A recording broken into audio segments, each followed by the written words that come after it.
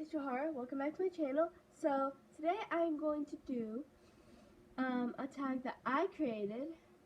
So I keep saying that I'm not going to do many tags for a while, but I keep ending up doing more because I find more that I want to do, like the Julian Phantoms one created by Paid Reason for Any Books. I got obsessed with Julian Phantoms. I had to do that tag. Then I couldn't wait. Like I couldn't. Because I want to read, because I tend to talk about the same old books in all my tags, and I'm okay with that, but I do want to start being able to talk about more characters and couples, so I was going to wait until I read more books.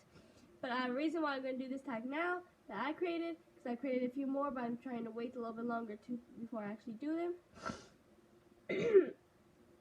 This is the Supernatural tag, and the reason why I actually do not want to film today, to be honest.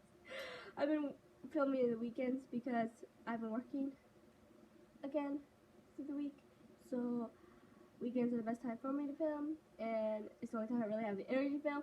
But I had to get the video out today. Okay, maybe I didn't have to, but I wanted to, because it's the Supernatural book tag, which I created, and the series finale comes out today.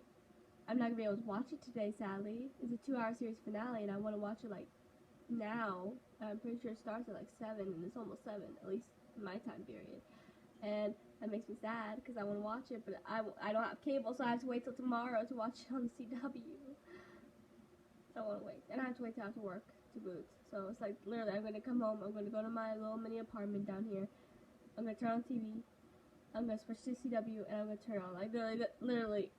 I might get a drink and then do it all, cause like I need it. I need it in my life. So yeah.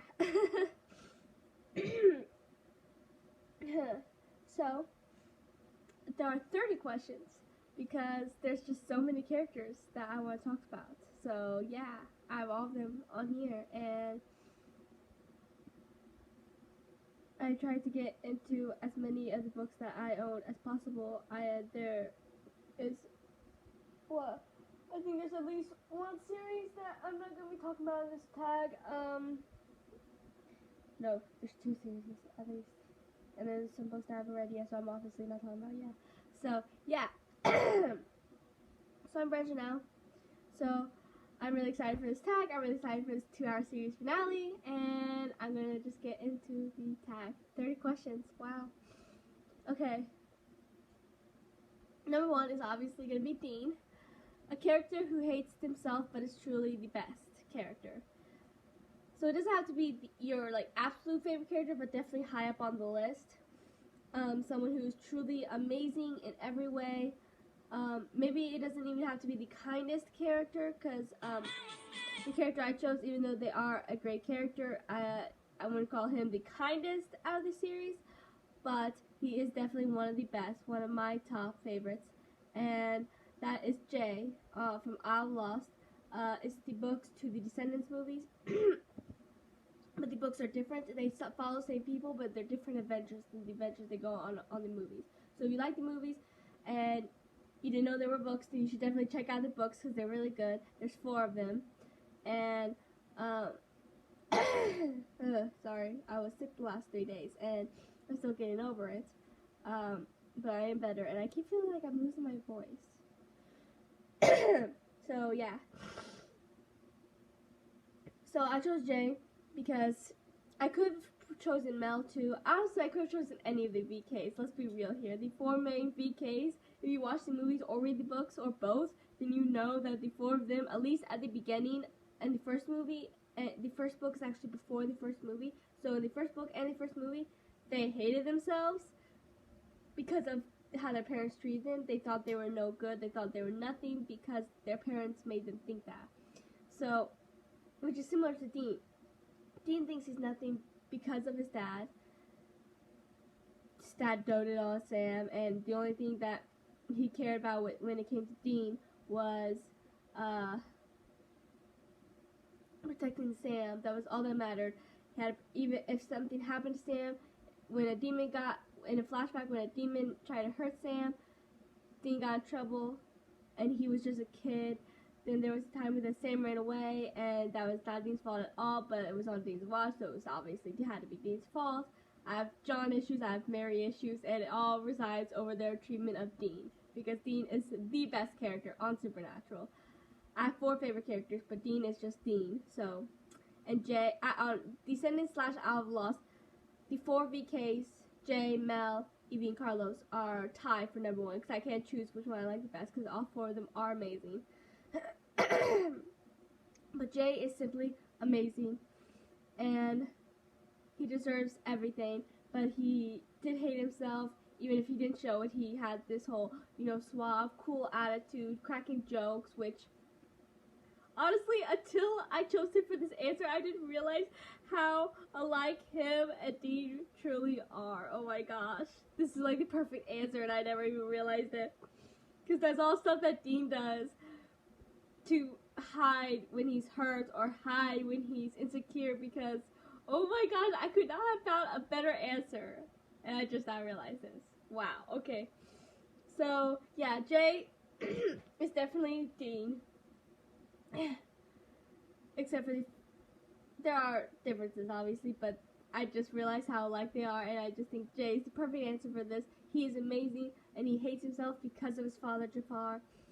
His father pretty much treats him as a way of stealing stuff. And, like, that's the only thing he cares about, stealing stuff, having the big score, and that's all he uses Jay for, as his little thief.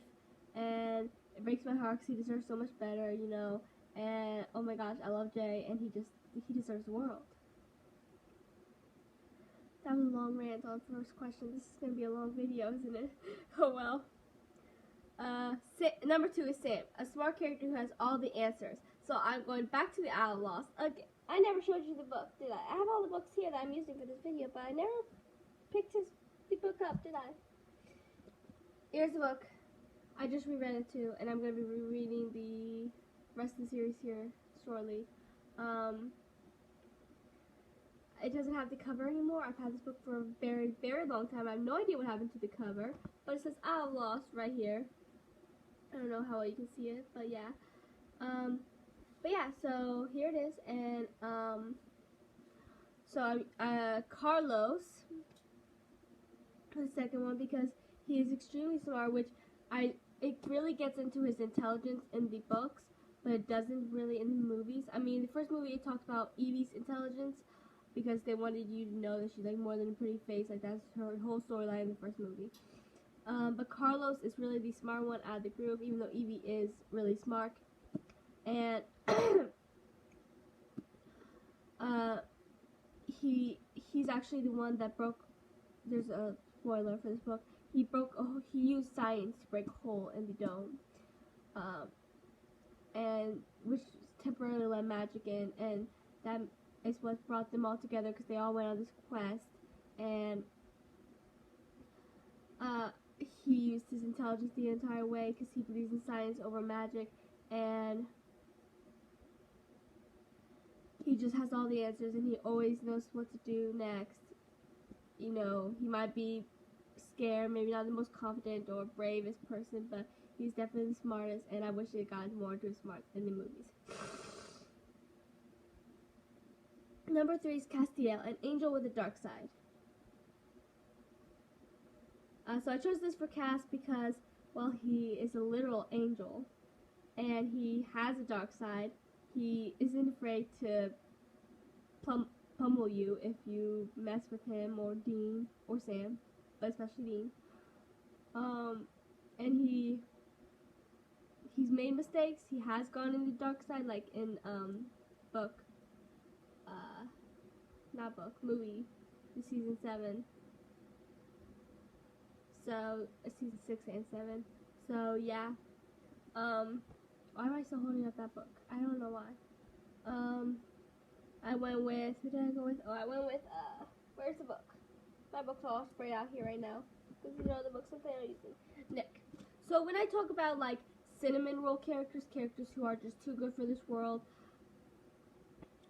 I always go for the characters who I think are the sweetest out of all the books that I own, are Victoria from Effigy's trilogy, Nick from Skinjacker trilogy, which is this one, Brink from the Bewitched and Oz duology, and Carlos Evie from Lost. And Draculaura from Monster High, but I don't, and Sai from the other Monster High series. And then some of these I don't talk about as much as I should, but they are definitely the cinnamon roll characters in my heart. And I want to talk about some, but the characters I do usually mention are Victoria, Nick, and Brink. They're the ones I always mention first for the cinnamon roll characters. But Nick, which is one thing I don't think I've really mentioned except maybe in the review for these 3 books, is the fact that Nick does have a little bit more of an edge than Victoria and Brink does. But that is because he dies and then he ends up getting trapped in a pickle barrel, not being able to get out, and then he gets hung upside down in chains by the McGill, and then he becomes a chocolate ogre. Long story. Watch my review if you want to know more about that. And he starts to lose himself for a while, so he does have more of an edge because he gets angrier easier, he loses his temper a lot, but he's still such a sweet guy, and he does regain his form in the 3rd book and becomes himself again, and it's just amazing, and I love it, and I love him, and I don't think I praise him as much as I probably should, but, so he is definitely an angel, but he does have a dark side because he did, even before the chocolate deformed him, he still ended up getting a little bit of an edge because he just got so tired of being pushed around while being alive and now while being dead, and he was like, I'm not gonna take it anymore, I'm not gonna wait for Allie to figure this out because she technically is the one that got us into this mess, and I'm gonna figure it out on my own, I'm gonna get us out, so yeah. So number 4 is Jack, a character who exceeded expectations. So I chose this. So this could be either a character where the audience was surprised by them or the characters. I chose this because Jack is Lucifer's son, and as soon as he was born, he became 22 years old. Like literally, he was born and then poof, 22 years old. But the characters, and probably the audience too, I don't really remember back then when I was watching it, but especially Dean more than anything, did not trust Jack, because he was like, he's Lucifer's son, he has to be evil, he has to be this awful being, but then he exceeded everyone's expectations, especially Dean, who ended up caring for him, loving him, thinking of him as his own son, honestly, and he ended up seeing Jack in a new light when Jack was able to prove himself to Dean to be more than what Dean expected. And so, yeah, so someone who exceeds expectations. So I have 2 answers for this, which I forgot to mention at the beginning of the video. Some of these do have more than one answer because I just couldn't choose just one because there was honestly more. I'm with Melody Carver in the Monster High series. So I only read the series once, but I'm currently rereading it. I'm on book 3. This is book 1. And Melody is a normie who ends up discovering monsters along with the rest of the world, and she befriends the monsters and even falls in love with one of them, and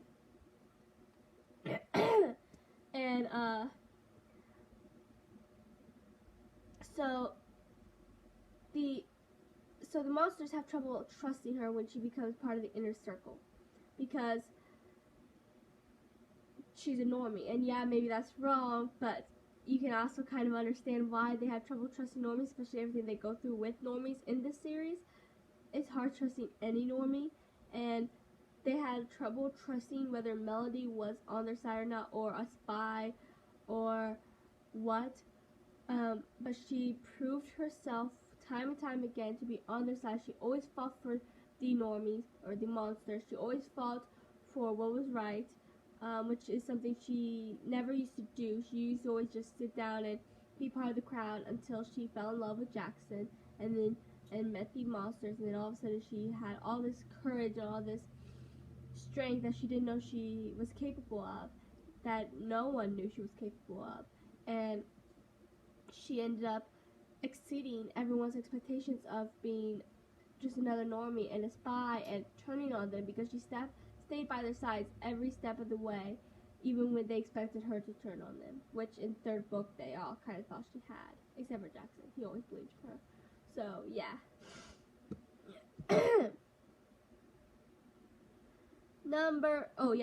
I saw one more answer for this.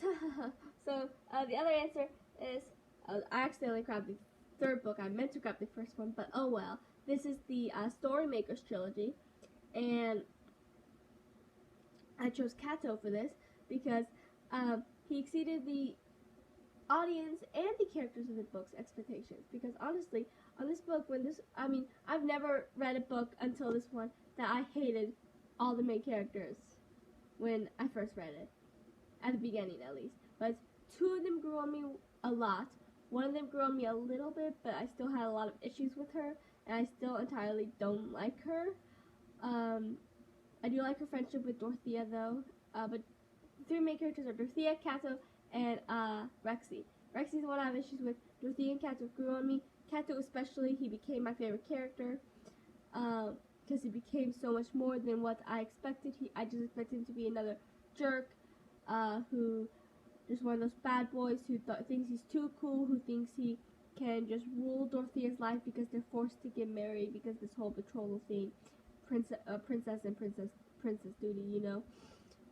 But he proved wrong, and he proved to be a better man for Dorothea, and than anyone would have expected. Dorothea, Rexy, us, the audience. I mean, I know I was surprised to end up liking him. I was surprised that he changed and became this amazing person that I adore, and I love Kato. I don't think I talk about him as much as I should, and honestly, a lot of these characters I want to talk about more because I don't think I talk about it enough, honestly.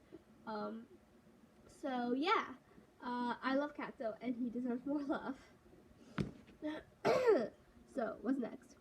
Number 5 is Bobby. I'm only on 5, and wow, this video is going to be long. Okay, Bobby, a fatherly figure.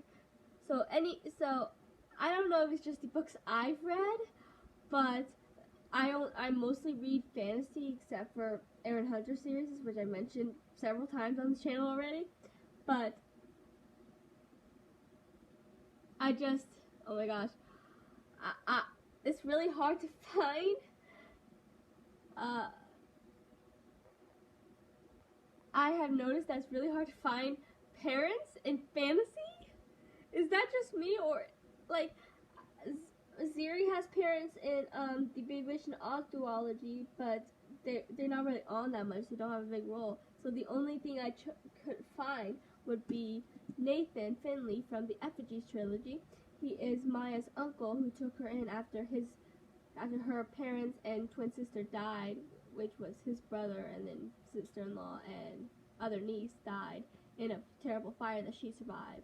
And he's always there for her, always supportive, especially after she becomes the next fire effigy.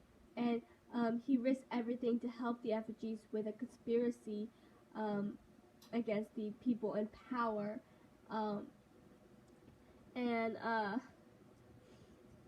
He risks everything to help her, no matter what, no matter the dangers, no matter the risk. He's just always on her side, always believes in her, always trusts her, and he's just a great guy, and I love him, and I think he deserves more praise, and I don't talk about him, like, at all. I think the only other time I talked about him was in my Julian the Fangirls book tag, because, yeah, and he's just amazing, and I love him, and he needs, more love, because he really is a good guy. Okay. I never said why I chose this for Bobby, did I? But I chose this for Bobby because he pretty much is a fatherly figure to Dean and Sam, because John wasn't, and yeah, so. Number 6, Charlie. A book or series that deserves better. So I could probably choose just about any book I read, because like I mentioned before, I read a lot of underrated series. Seriously, the books I read, I don't really hear people talk about, not BookTube, not anywhere really. Like all the books I choose for this tag, I don't hear anywhere, and it makes me sad because these are some of my favorite series. But I had to go with my all-time favorite series in the world, which has to be Seekers. Which, if you have been subscribed to me for a while, you would know this because I talk about it a lot and I mention it a lot. and it's like my everything. If you're a new subscriber, then you might not know, but just about anyone who knows me knows this by now because I'm obsessed, and Secrets is the best thing to ever happen to me.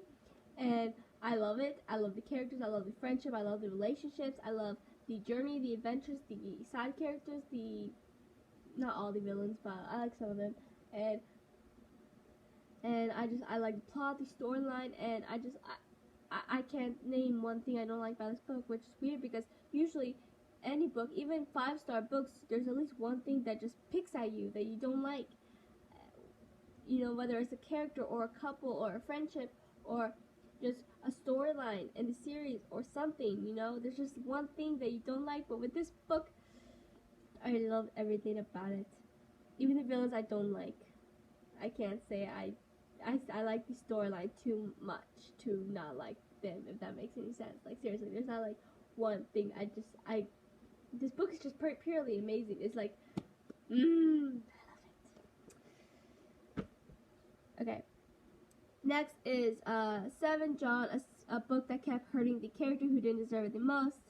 Oh, I never said why I chose that for Charlie. Man, I'm just slacking today. So I chose that for Charlie because she had a terrible end and deserved a lot better. But John, a book that kept hurting you, the character who didn't deserve it the most. I chose this because John hurts Dean a lot, and he's the character that just doesn't deserve that pain the most.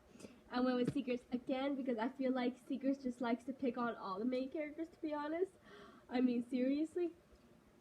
All 4 of the main characters go through so many terrible things, and it makes me sad. Honestly, it's a little hard to choose which one went through the most, but I'm gonna have to say Khalik, which is my favorite. I mean, seriously, but all 4 of them go through a lot, you know. Lusa has to leave her home to go fulfill this mission that she's determined to she's determined to fail. Honestly, she probably is the one that went through the least out of everyone. I love Lusa, but I mean, it's not like she lost anyone in a horrible way besides Udrak, which I'll get to in a minute. But Udrak dies, like, that's horrible, but like, he's a shapeshifter, and he, for the longest time, he wasn't even sure like what he was or who he was. Like, he wanted to believe he was a bear, but like part of him kept nagging at him like, but am I really a bear? Like, he doesn't have any memories of his past before meeting Tokolo and then Lusa and then Khalik. And it's sad because he deserves the world. And then when he dies, it breaks my heart, and I still cry whenever I read about it. I'm gonna try to go speed up a little bit because this is gonna be a long video. Crap. Okay, so but Tokolo, his brother dies and his brother abandons him, and then Khalik, like, she loses her brother, not by death, just kind of like can't find him, and she has to go on this whole journey to find him, which is how she ends up meeting them. She watches her mother die to save her life, you know, and then she meets someone who was a motherly figure who was trying to protect her and who ends up dying, and she has to watch that too. And I just feel like she did go through the most, and her reunion with her brother wasn't everything she had hoped, and it's just, she deserves the most in the world. She's my favorite all-time book character ever to be made, and she just deserves the world, and Secrets likes to hurt the characters. So, number 8 is Mary, a book you anticipated and ended up disappointing you. I don't actually have an answer for this one, and I chose this for Mary because, well, I mean, when she first came back to life at the end of season 11, it was like literally the last scene, so it was like you were anticipated for it, you were ready, you were like, oh my gosh, she's alive, how is this possible, what's going on? And then in season 12, her character was not that great, and she was not a good mother to Dean. Again, Dean, like, seriously, it always happens to Dean, it's always Dean. I'm just tired of Supernatural hurting Dean. Okay, number 9 is Jodie, a character who believes in everyone. Now, I actually have several characters for this one. So, I chose this for Jodie because she ended up taking in a lot of kids, or more like teenagers, who had bad experiences, who didn't have anyone, like Alex, who was kidnapped as a kid and forced to feed vampires. And then there was Claire, who fathered disappeared. It's a long story. I'm not gonna get into it and stuff. And mother dies, and then she's like all alone, and she just keeps taking in these kids who have bad past and has no reason to be good, but she believes in them and she keeps fighting for them. So I have a few. I couldn't choose just one because there's just too many who are characters that would definitely be in everyone. So both Lusa and Udrak from Seekers, obviously. They believe in people. Udrak and Lusa both believed in Toklo when they first met him, even though he wanted nothing to do with either one of them at first. But yeah, they just kept fighting. Then there's Brink from Bewitched Nas. He is one of the purest characters I've ever read, and he believes in everyone, even if they don't deserve it. And there's Leafpool from Warriors, who is a sweetheart, and I love her. And probably Greystripe from Warriors too, but they're both just amazing. Leafpool is one of my all-time favorite characters from my favorite character from the second arc, definitely. And she's just a sweetheart. Then there's I lost the book. Nick from the Skinjacket trilogy, because I mean, obviously he did believe in Mary after everything she's done, and I hate her, and he deserves so much better. Then there's Draculaura. Where's the book? From the Monster High series, because Draculaura is the purest character in Monster High. Let's be real. She has the biggest heart, which was mentioned. There's a whole movie basically on how big her heart is. Like, I'm not even joking with you. If you watch the movies, then you all understand. But yeah, she believes in everyone. And then there's lastly is Victoria from this is the last, but close to the last. Victoria from the Effigies trilogy, because she is just sweet and she believes in people.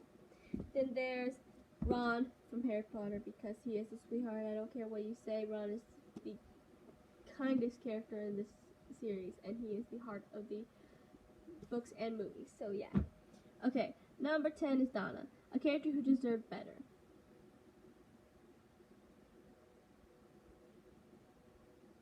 Because Supernatural just likes to hurt a lot of the characters, like seriously.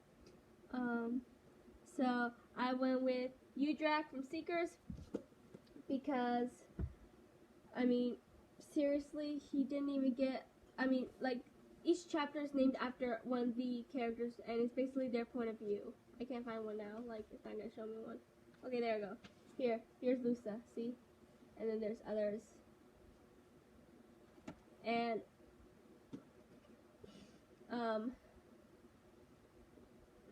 but Udrak doesn't even get his own chapter until the 6th book in the first arc, and then you're like, oh yeah, he's finally getting his own point of view. This is a lot. This means he's officially a main character.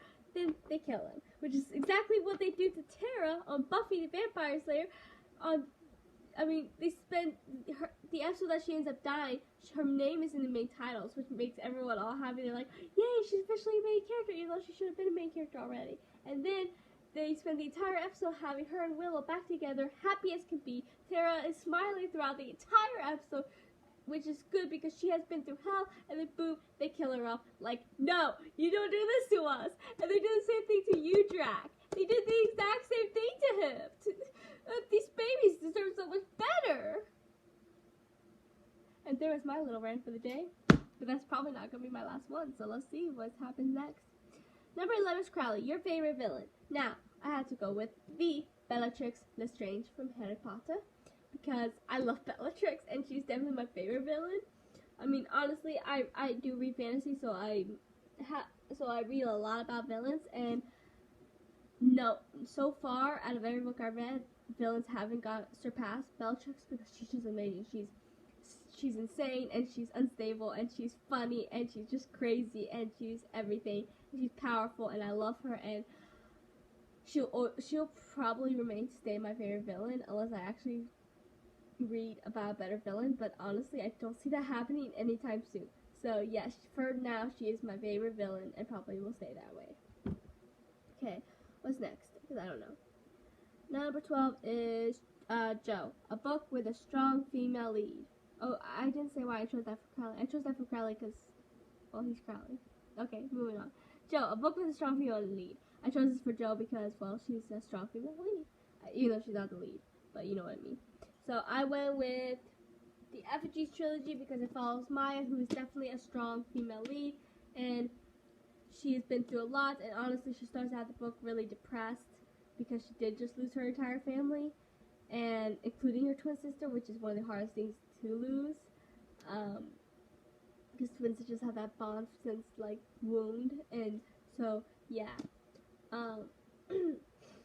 So, yeah, she ends up losing her entire family, and she's really depressed.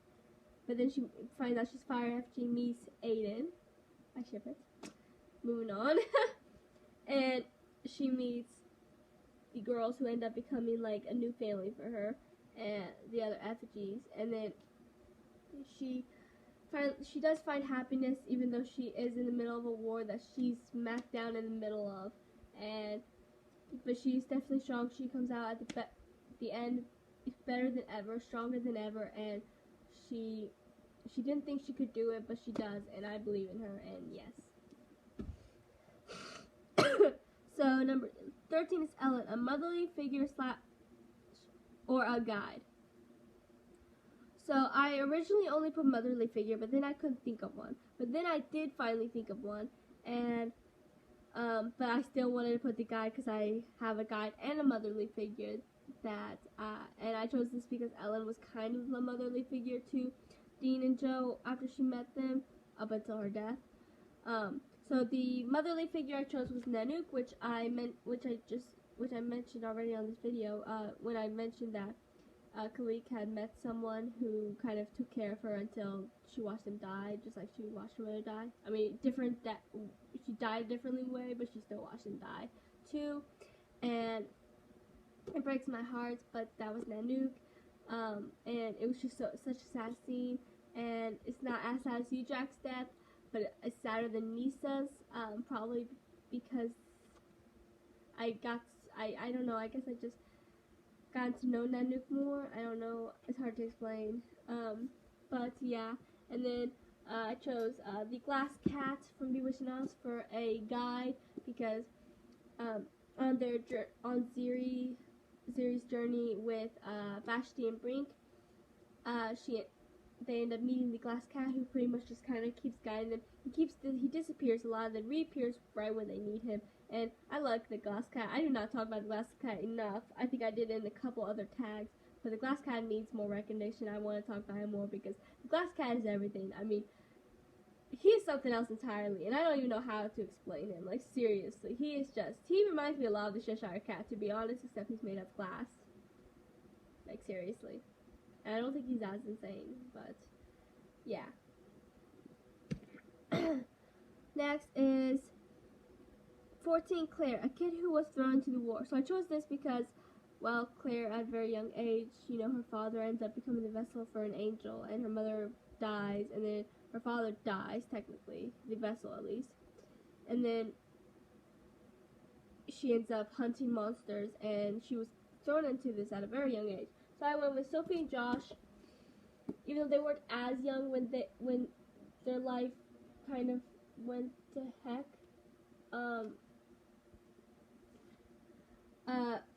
They were teenagers, and then they find out they're part of this prophecy. They're twins, and then they find out they're technically not twins. That's a long story. I'm not going to get into it. When I reread the series, which will probably be soon, I will do reviews on each book, and I will explain more to that in depth. But, yeah, so they were thrown into this war because of this prophecy that has to do with the two of them. And they were thrown into this war that they didn't want any part of, that they weren't ready for because they are still just teenagers.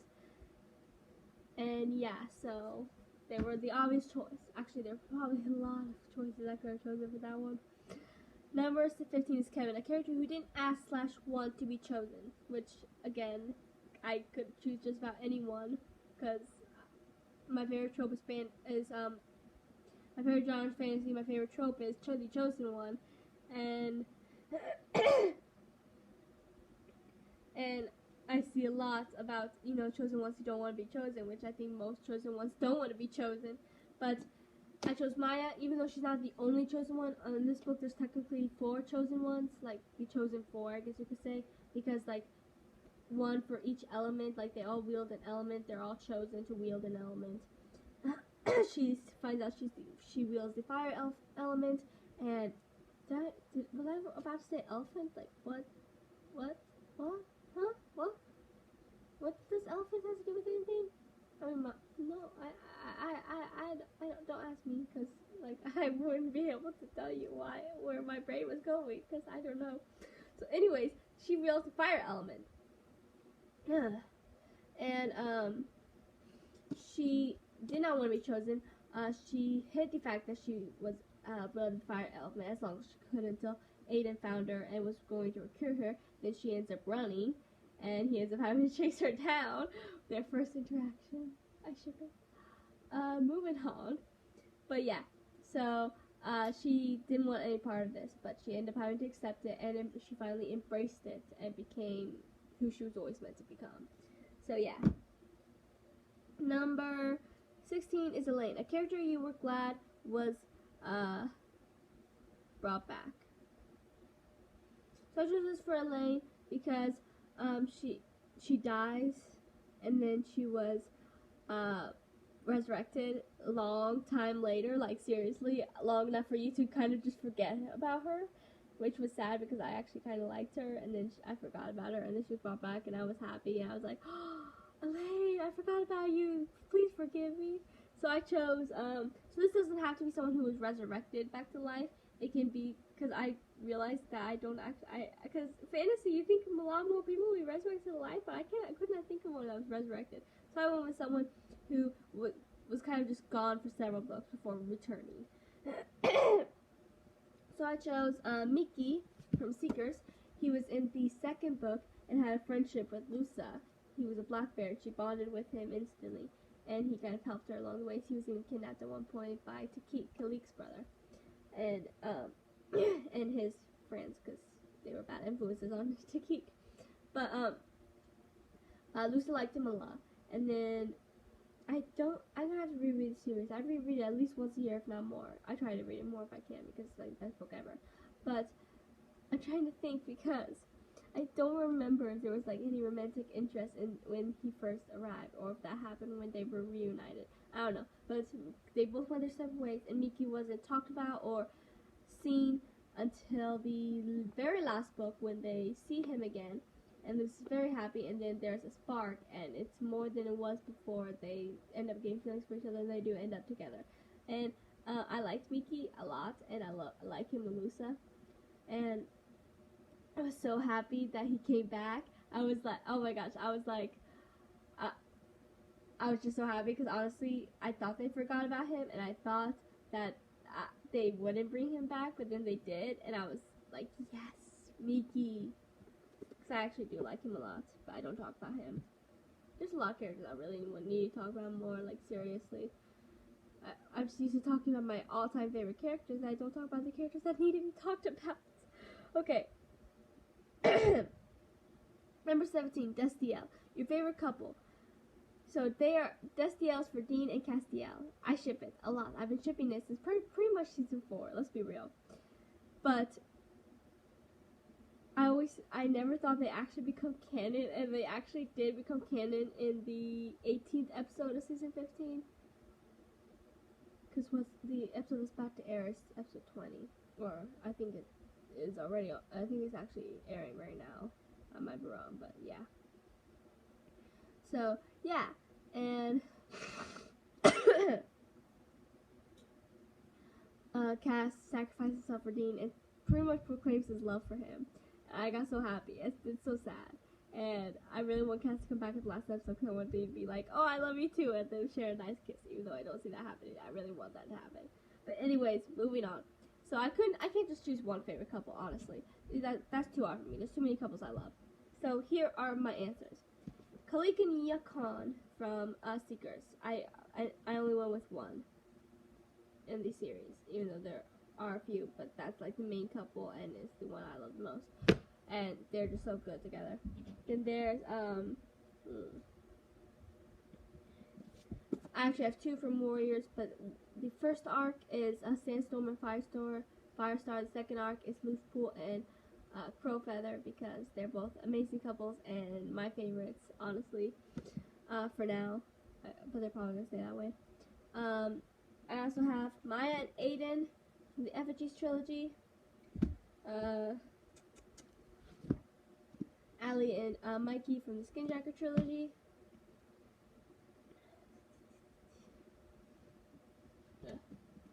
Ziri and Brink from the Bewitched and Oz duology. What else do I have? Poppy and Isabella from the Hocus Pocus and the all-new sequel. If you guys know any lesbian or gay romances in a fantasy novel, or preferably series, because I do read series more, please tell me, because I want to read more about lesbian and gay couples, but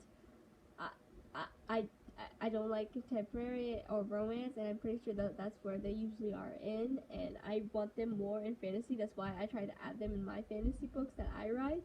That, and I'm a lesbian, so I like to include it. But yeah, so please tell me, because I won't read it unless it's fantasy, and I need it. So, anyways, last couple is, where is the book? I don't know. Here. Dorothea and Kato. They're so good together. So those were my favorite couples.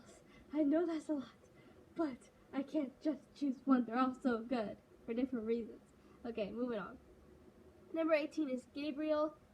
The character that made you laugh the most. That's because Gabriel, even though he's an archangel, I don't even know how to explain Gabriel. If you watch Supernatural, you will understand, because Gabriel is just something else entirely. He's a goofball. He's insane. I can't. I don't even know where to begin. So I went with Travis, another character I want to talk about more. Hocus Pocus and the all-new sequel. He is funny, constantly makes jokes. I love his friendship with Poppy. He always manages to make her feel better when she's upset, and it needs to be talked about more. And Travis is a good guy, and I like him a lot, and he makes me laugh. But yeah, I mean, he does know how to be serious. There are some characters that, even though they can make you laugh, don't know how to be serious, and those characters honestly sometimes annoy me. But Travis, on the other hand, is he knows how to be serious. Like with everything going on with the witches brought back, he was able to be serious to help defeat them, and yeah. So number 19 is Metatron. The character you hate the most, because Metatron basically became the Umbridge of the Supernatural fandom. I'm not even joking. Do I have fangs? I kind of look like I have fangs, don't I?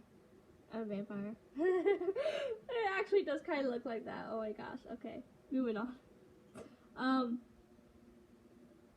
I went with no one. If you've been a subscriber for a little while now and watched my videos, then you should know by now that I actually read about a character that I hate more than Umbridge, and that is Mary Hightower in the Skinjacker trilogy. I cannot stand her. I hate her with a fiery passion. I'm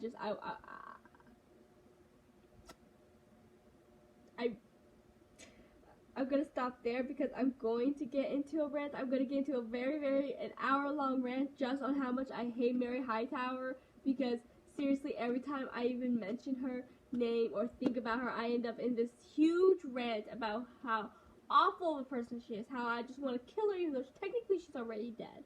And I hate her more than anything, and oh my gosh, I never hated a character this much, not even Umbridge, and oh my gosh, I can barely even read scenes with her without just, I hate her so much.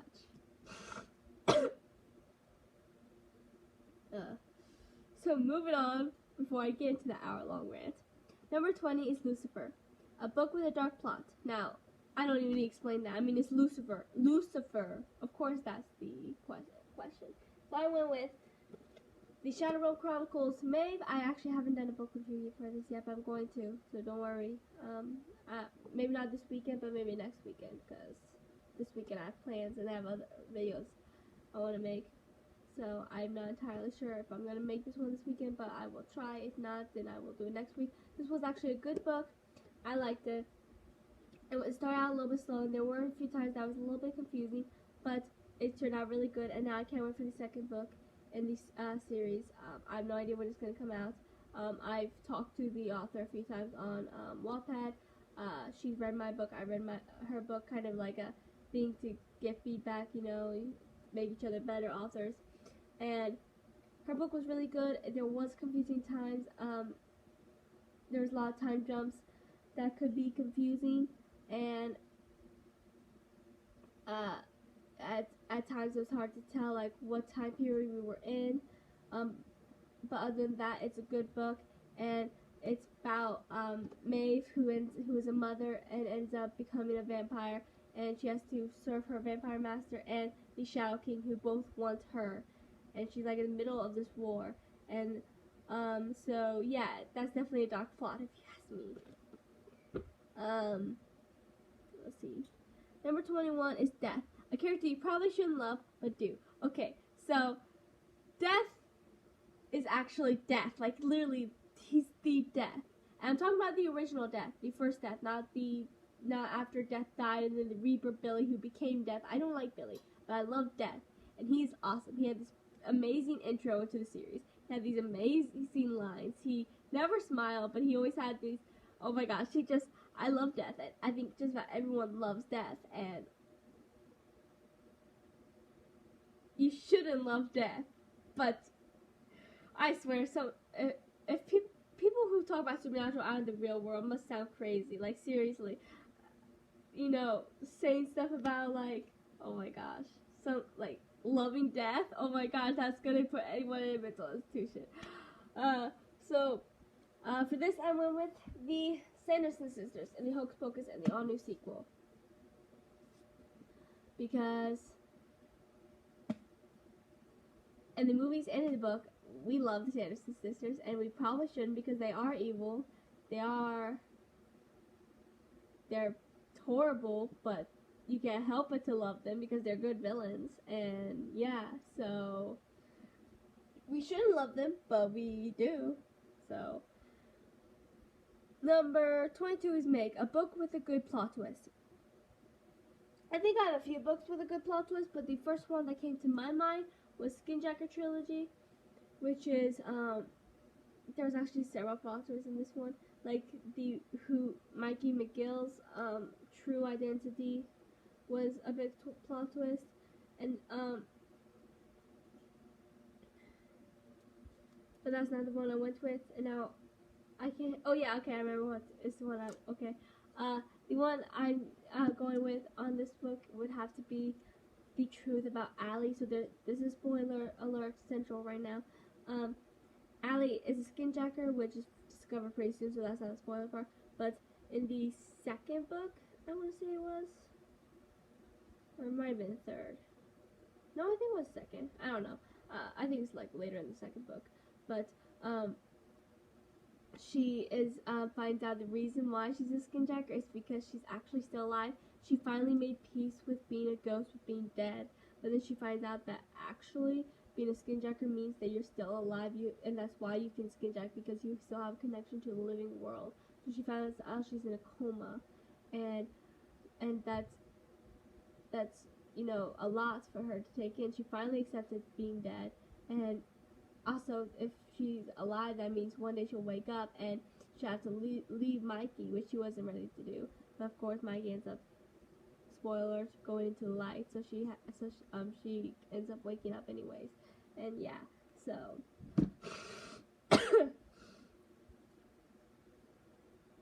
number 23, Rowena, a character who starts out trying to kill the hero but ends up helping them, because a lot of demons end up helping them several times. Rowena, Crowley, Meg, Ruby, but that was only to help herself. Benny, but he wasn't really evil. Amara, because demons, oh my gosh, Supernatural is complicated. So, I went with, where is it? Mel from the wrong book. Outlaw series, because so even though in the first movie the four of them are already friends, the first book, which is actually before the first movie, Mel and Jay are already friends. They get along, and even though they won't admit they're friends because they're not supposed to technically have friends over the week, they only can have alliances, like they're aligned together, they help each other, but they're friends. I don't care what anyone says they're friends. But neither one of them like Carlos or Evie. They're the losers, the good kids. Good. They're not really good because it is the Outlaws, but you know what I mean. And they don't like them. And when they go on this journey to find Maleficent's scepter and try and attempt to break out of the dome of the Isle, Mel concocted this whole plan because whoever touches the scepter, it will be cursed to sleep for 1,000 years or 100 years, something like that.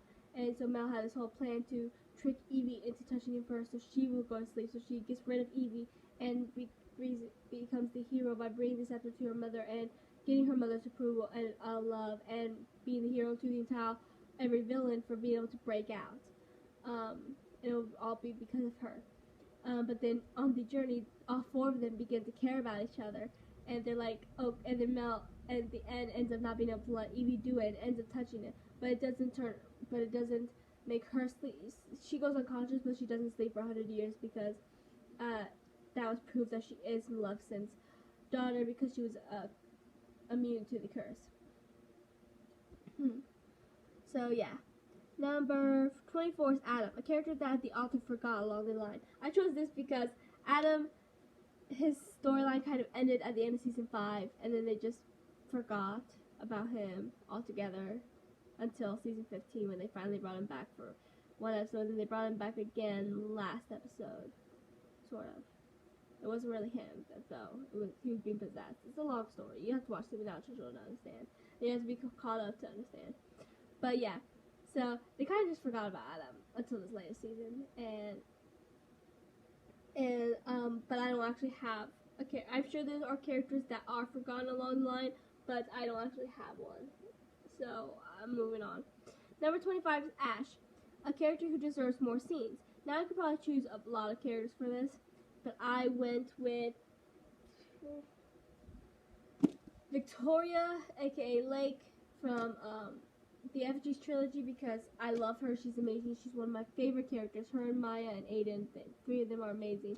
But Victoria doesn't get as many because this follows Maya's point of view, so it's only really the scenes that has Maya in it.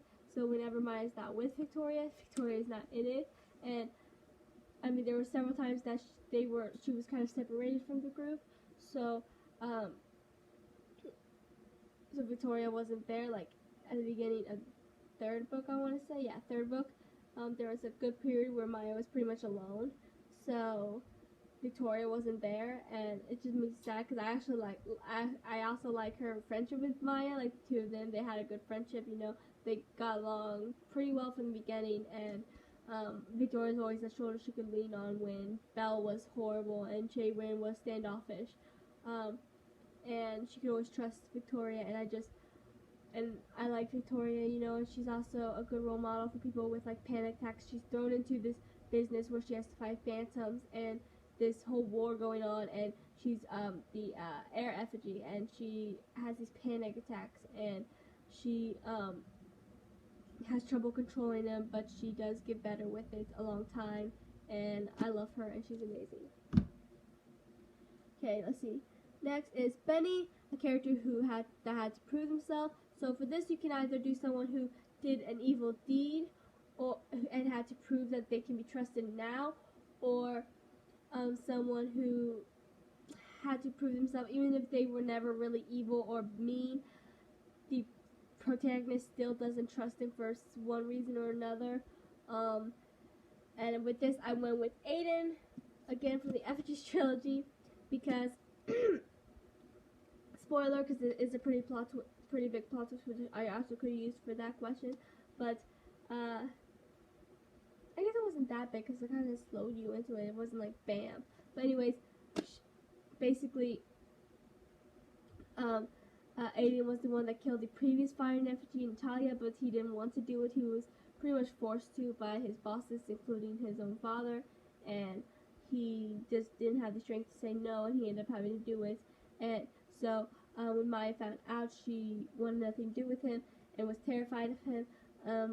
And I love the scene when he proclaims his love to her about why she should trust him, and he's like, because I love you, and it's just such a sweet scene, and he has to prove that he can be trusted, and she does learn to be able to trust him again, because he was the first one she met in the whole effigy circle, and he's the first one she trusted. She always leaned on him when she needed something, always, and yeah, so number 27 is Amara, a character who just wants to feel loved. I chose this for Amara because, well, her entire storyline in season 11 is about wanting her brother's love and not being able to have it until Dean helps her get it. So I went with Tokolo for this one because, I mean, he always felt unloved because of